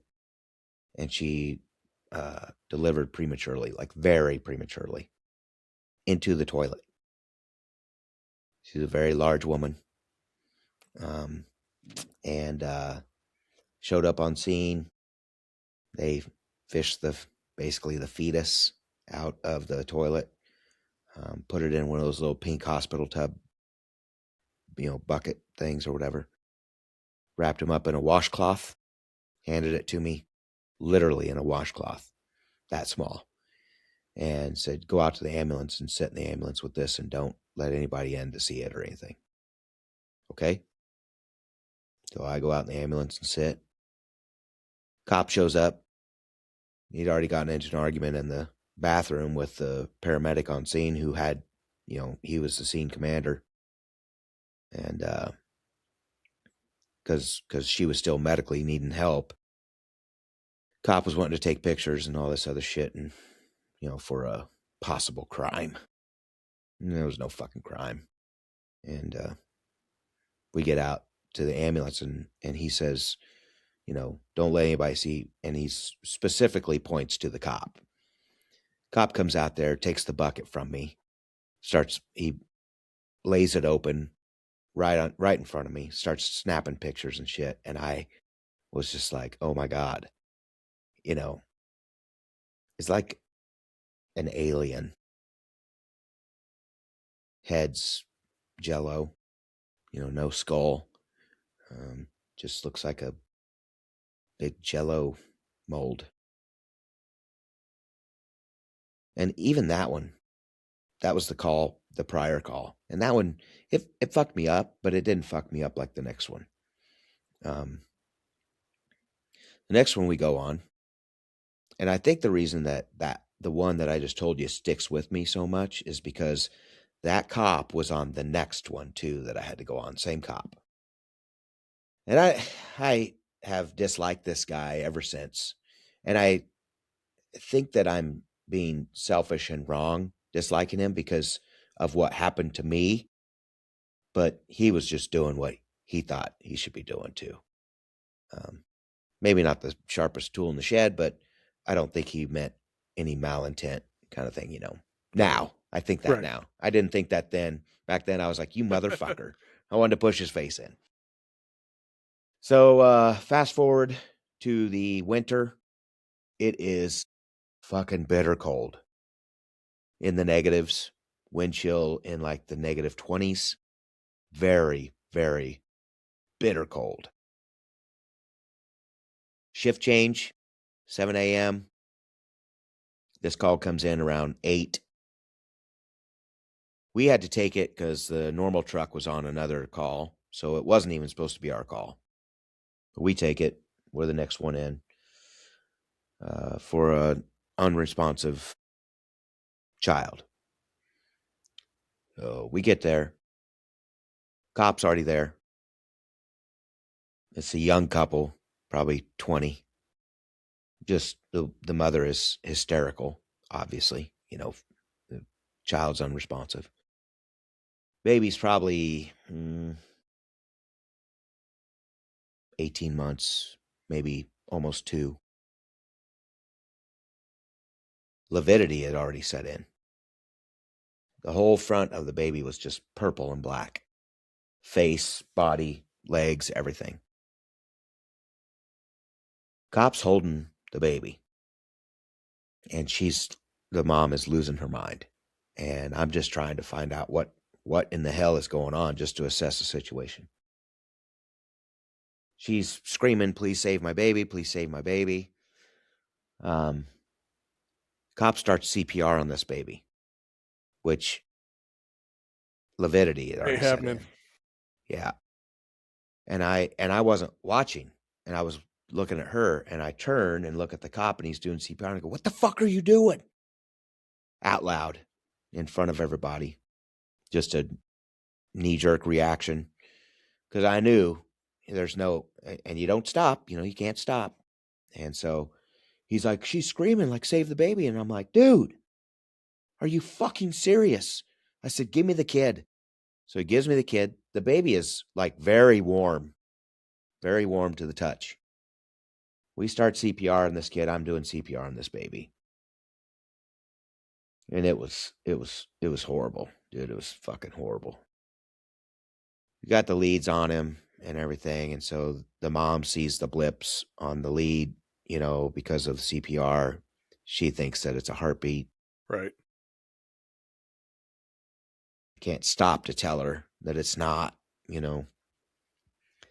Paramedics show up. They finally get a hold of medical director. Medical director calls it, and we stop, and the mother loses her mind. And that's about the last thing I remember. I don't remember getting the bags picked up. I don't remember going back to the truck. Now, this is start of the shift. I don't remember anything going back to the station. The rest of the shift I stayed on, I don't remember a fucking thing. So, come to find out, what happened was part of St. Joe lost power that night, and they wheeled the crib into their room and put a quilt over it to help keep the baby warm. Old St. Joe house, fucking old house, big floor register. They parked that crib right over the top of that floor register. And in the night, in the middle of the night, in the morning, the power kicked on. And that quilt cooked that baby in that crib. It is fucking horrific. An absolutely horrific thing. I mean, I don't know how those parents, you know, how they move forward. I don't know. Um, Next morning, shift change. That's why the baby was still warm to the touch. That's how hot it had gotten. And I mean, if lividity had set in, it had been a while, and he was still warm, and so it got pretty hot.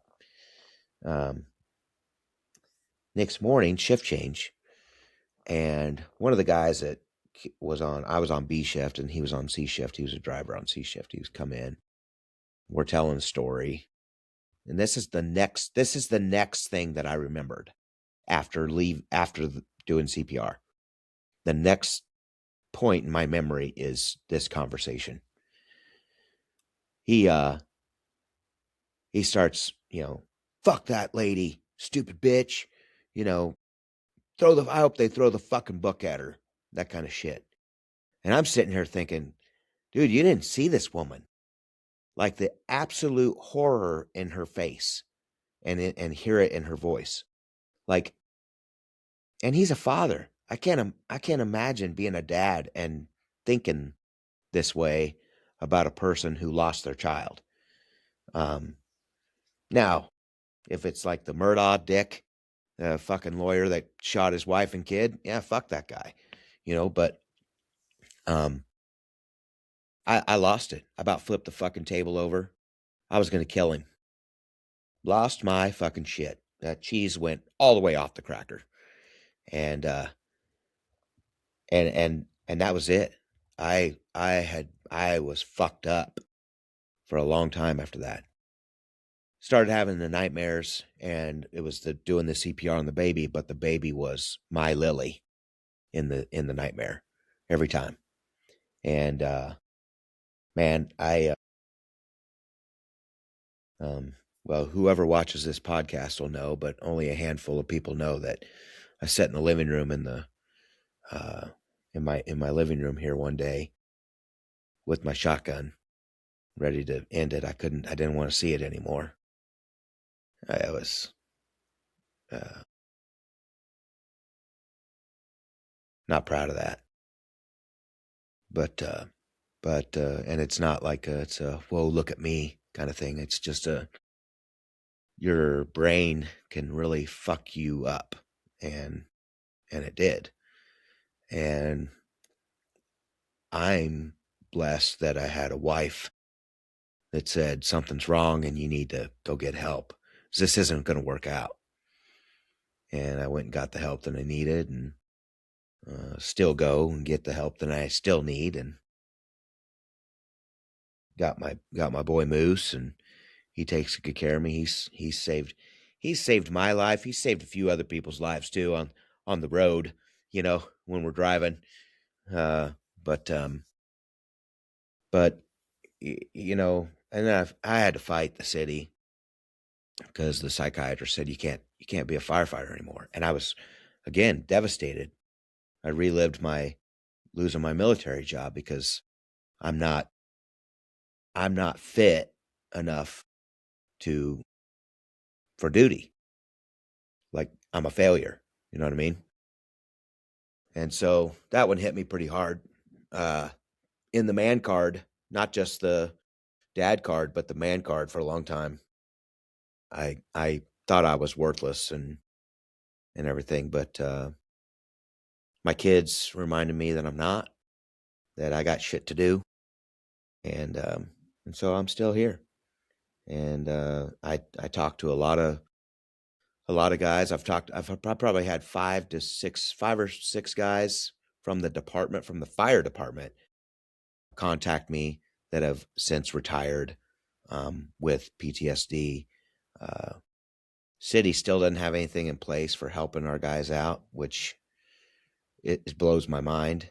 But they have like a peer Pure sport. counseling. Yeah, Yeah. stupid. But Because like you my said, they're peers, you they're know what they behind the told me? times. They told me I was a pussy. Told me I was making it up. You know that hell, fuck, one of my battalion chiefs went around telling everybody that I was retiring from the fire department because I got sleep apnea. I mean, shit like that, dude. It was hard. It was hard for me. I lost. Not only did I lose my job, but then I lost my friends brothers that were on the department. Um, it sucked, but I'm good where I'm at now. Just turned 49. I've been retired for uh, December 31st. I'll be retired for 13 years Good Lord. from the guard, and uh, 10 years. I've been retired for 10 years from the fire department. So how do you look back on that time? Is it nostalgic for you? Is it prideful for you? I know that you mentioned earlier that the military isn't necessarily what turned Chris Walters into Chris Walters. But how do you look back on your military service and your fire service? I I don't regret it, any of it, not a second of it. Um, I missed a lot of shit with my boys when they were little. That's the only thing that I wish I could have back. That's it. Um, you know, I'm not a Bible thumper. Don't go to church every Sunday, but I firmly believe that it's his plan. We don't we don't get to choose. We don't depict. I mean, we have free will, but the plan's in place. Um, and all these things are going to happen. It's how easy is it going to be on you? How easy are you going to make it for yourself? My service shaped me. I believe it helped me shape my children. I believe it helps me shape others. I'm asked um, last week. I just took a gal that my wife works with, her husband and son, to the Chiefs game with me and another guy that he tore his ACL. He's a senior this year, and he tore his ACL in the first football game of the season. That sucks. And he's a pretty good athlete, really good. And when you're a senior in high school, that's your whole life. So the kid has been severely depressed and down, and it caught me, and I just want to make sure the kid understands that this is just one page of a chapter of, Tiny little page too. yeah, maybe even a sentence, Just a and just a there's a heading lot of header note. pages left to be written. Yeah, It's just a header it, note. it's even though it seems like it's the whole book, it's not, um, and I hate to sound like a cliche, but that's exactly what it is. I mean, I'm almost 50. I just turned 49, and I think I still got some more chapters to write. You got a couple more, yeah. Yeah, I think I got a few more, and I'm glad I'm still here to write them. Got to see my boys get married. Now I've got 2 daughters that, you know, they're going to be the death of me. I've made it through all the stupid shit I've done in this world, and I survived. This might be it. This might be it. Yeah. So I just I hope people can understand, you know, the whole you see the commercials and shit and the videos of veterans trying to, you know, adapt back into regular life. It is an absolute terror for them. I remember I didn't know what the fuck I was going to do. I don't know what to do. This is all I've done. what else am I going to do? But people need to understand that, and not just during a wartime, not just, you know, even guys that never went to war, they've worn the uniform and they've lived the life, even if they've never deployed. When they're done with that job, they lose an identity. I mean, it's all you've been for years and years and years. So, you know, I think it's true for really any vocation. You lose that identity, but you know, this one's a little different, a little more stressful. No, I somebody needs to turn the tables here and do this interview on you. So someone needs to interview you and listen to your stories because I know there's some good ones. So I pull a few out every once in a while. They'll yeah, come out. The more episodes, the more stories come out. yeah, you probably get some reminders from other stories and It stuff really that does. Yeah, you were talking pulls about you in.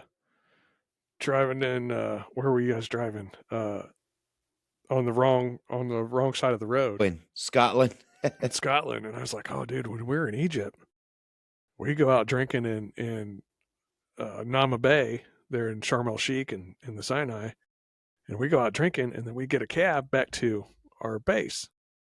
And over there in Egypt, they don't use headlights. They just honk their horns and flash their lights at each other, and that's how they would drive down the road. And they also don't give a shit about the lines on the road either. They just are just a thought, I guess. I'm not really sure what the headlines because they didn't use them. So they'd be 7 wide on a 4-lane road, honking and flashing their headlights at each other, and it was the scariest road experience I've ever had in my life. But we'd go I drinking in think that's town. all. I think that's all in the It's Middle East. right, but we'd go to drink and go home, and we'd pile 8 or 9 dudes in this tiny little piece of shit car, whatever it was. Little four banger car Right, that they gutted a cat in. right. My buddy Corey's reaching up, grabbing a rear view mirror, and he breaks it off. He's like, drops it in the driver's lap, and he's like, "What'd you do, man?" But and it's only a couple miles back to base, and so Mm-hmm. one of us had never failed. One of us would pull out like a $5 bill, and that's like big money over there. They'd love Yeah. American money, and he'd look at the driver and be like, "I'll give you this $5 bill if you drive as fast as you possibly can without your lights." And we got like, yes, yes, yes. And they turn on like the Michael Jackson tape that's in their tape deck. And we would just haul ass back to the base fast. We're going to Yes. die in this stupid cab, this piece of shit cab in Fuck it. Sinai. Fuck it, man. Well, Chris, I Yeah. really appreciate you hanging out with me tonight, dude. I appreciate it, dude. It's good to see your face, man. Yeah, At uh we need to get together like in person and stuff. right. So, that sparks a story for me real quick. Kabul, Afghanistan. My crew was selected. We flew Karzai around a lot. So it was El a three ship. Presidente. Yep. Always a three ship. And he rode a different airplane every time, so they wouldn't know which one he was on in case the Taliban decided they wanted to get rid of him, which he was an original member of the Taliban, in case you Mm-hmm. didn't know that. Yeah. It was crazy to hear him tell a story about it. But anyways, so his security details, all State Department guys. They're all former SEALs, Recon, PJs, Delta Force, all these. They're all Spec Ops guys that are now working as contractors for the State Department. So these two dudes, they sit up on the front bunk with us, when we fly and get to know these guys. One's a Guido, and the other dude was just like, he looked like Bob Saget. He's just a regular old dude, Full House kind of shit. And the other guy's Uncle Jesse, the fucking Guido. And get to know these dudes pretty well. They set up with us every time we would fly. Well, we're going into Kabul, and these guys give me a card, and they're like, "Hey, if you guys ever break, somewhere, and we're around, you'll call us, and if we're around, we'll come get you." And we're like, okay, cool. So Kabul is all ISAF. There's no Americans there except a handful, you know. It's all ISAF guys. So we go back, we drop them off. They unload their fucking armored land cruisers that weigh as much as a tank and drive them off there, and they take off and they're gone. We go back out to the aircraft. We go to start engines. We're broke. We don't want to be broke in Kabul. We're like, fuck this place. They get mortared and shit all the time. We didn't want to be there. Oh yeah. And so I'm like, fuck this, man. The best hooch in all of the AOR is the one with my shit around it. And so I'd rather go back there. I don't care if it's shitty or not. I'd still rather be there. So I'm like, hey, give me the sat phone. I'm going to call these dudes. They said, if we're broke, They they said come no get matter us. what. Yeah. So I call them. Like, they're not. I said, are you guys off base yet? He's like, no, what's going on? I was like, dude, we're broke. And he goes, no, fuck you. And I'm like, no, seriously, we're broke. Like, we're going to have to sleep on the plane. They don't have anywhere else for us to stay here. And they're mortaring the fucking airport, So I'd really appreciate it if you came and got us, like you said you would. He goes, we'll be back in 10 minutes. I'm like, no shit. I tell the dudes, I'm like, hey, grab your bags, dude. They're coming to get us. They roll back around, pick us up, okay, and it wasn't in one of their armored vehicles. There's a fucking shitty little duty crew van, one of those little fucking Daihatsu, whatever, little cargo vans that you could put in the bed of your truck. Oh yeah, yeah. And they load all of Daewoo, us a in. little Daewoo. Daewoo, yeah. They load all of our fucking asses, all 6 of us crew guys, into this fucking little van. And 2 Delta Force guys in the front. One guy driving, one guy in the passenger seat. Those poor bastards. And we're like, where are you taking us? We're like, we're going to Karzai's palace. That's where we live. I'm like, no fucking way. We're going to the palace? No shit. Fuck, this is awesome, dude. So we're tooling out. We get off the Little base. did you And know it's, that Karzai's Palace is just a hole in the wall bar down a yeah. back alley somewhere. Yeah, It's that's just the name of a it. strip joint. Yeah, well, for the Taliban, all the fucking fag dudes that are going after little boys over in It's just a sheep farm. Afghanistan. No shit. So bring your shears. So we go off base, and there's nothing. There's nothing out there. It's a fucking desert. And all of a sudden we turn back this one direction, and now we're in the middle of civilization again. And a lot of civilization. But they're like shacks and mud houses and shit. But thousands of people. Thousands and thousands of people everywhere. And I'm like, dude, where the fuck are these people coming from? And like you said, it's 7 wide on a 2-lane road. And we're driving through the fucking market square like we're in Savannah, Missouri. And all these shops and shit are on the side, and people are darting back and forth, and there's cars coming this way and that way, and there's cars coming this way on the other side of us and shit. And I'm like, how in the fuck do you make any sense of this shit? Absolute anarchy. It is Yeah. absolute. And there's people like just standing on the side of the road in their little scooters, or they got animals, chickens stacked up in cages. Well, these guys, like, we're on our way down to the palace, and all of a sudden this little cab cuts us off and pins us behind this bus. Now, like, let me back up. Before we left the airplane, they're like, make sure you bring your weapons. And we're like, dude, all we got are 9mm. And he goes, bring whatever you got. Make sure you bring it. And all your ammo. I'm like, what, dude? I'm a fucking guardsman, dude. I'm a firefighter at home. I fucking bring my ammo. What the fuck are you talking about? This ain't no fucking Black Hawk Down, That fucking cab cut us off. And I watched the guy in the front passenger seat pull an M4 out from under the dash and stick it out the front fucking windshield at that cab driver. And that cab driver's asshole puckered up like a frog's ass in water. And he didn't have anywhere to go, though. He couldn't back up. He couldn't fucking move. And so my guy gets out. I'm like, what are you getting out for? What the fuck are you doing? He gets out and he's like, you move that fucking cab or I'll fucking saw it in half. And the driver has already pulled out 2 fucking guns and he's got them pointing over the dash.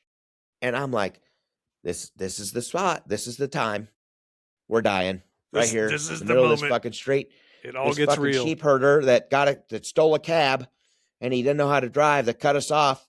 He's going to get us all killed. And anyways, the guy gets the fuck out of the way. We go down to the palace.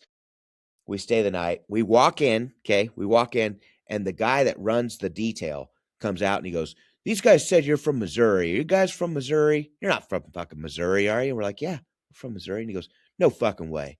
Where at? I said, St. Joe, Missouri. He goes, no shit. I grew up in Cameron. Like, you got to be fucking kidding me, dude. Of course he did. So we drank all night, got fucked up with the fucking On Rangers. Car's Liquor. That's good. Yeah. That's good. Oh, yeah. I challenge a couple of SEALs to arm wrestling match, and you want to wrestle? I wrestled my whole life. Yeah, I'm about to get my ass whooped, and I'm not even going to get up, and I'm just going to get my ass whooped. Those guys told us that night when we were drinking, the reason that they react the way that they react like that is because those fucking people would throw kids and shit in front of their vehicle to make them stop, to try and make them stop and ambush the vehicle. Women, children. He goes, we don't stop. That made it real for me. That was it wasn't just getting on an airplane and go flying from here to there kind of thing. It made it real for me. And about a month later, back on the base, back at our base, 2 weeks later, a black sedan had car bombed the gate at Kabul and killed like 6 of our guys. This would have been like, I think this was 05, maybe 09. I can't remember. 2 weeks later, a black sedan drove into our tent city, our Connex hut, square, and parks in front of the SF building. And these 2 guys get out, 2 Hajis get out. They don't have badges on. They got their cell phones out and they're pacing from their car to the USO building across the street and to the MP building. No badges. One and only time I ever drew my weapon on someone. And I'm like, I will blow your fucking head off. You better put that fucking cell phone down, get on your knees, do not fucking move. And I had a guy run into the security forces place and bring those guys out. The guys with all the real guns and shit Right. came out and had no fucking idea. Luckily, the guys just forgot to put their fucking badges on before they got out of the car. But they were TCNs, but they about got killed and about changed my life for the rest of my days, Right. But yeah, dude, that little part shaped me a little bit, my trust issues, that kind of thing. But my time in the military was not as difficult as many others. So my stories are more comical. Mine are guard stories, Mine aren't Marcus Luttrell and fucking Chris Kyle kind of shit, which I don't really want to have to tell those stories. I don't want to tell those stories, but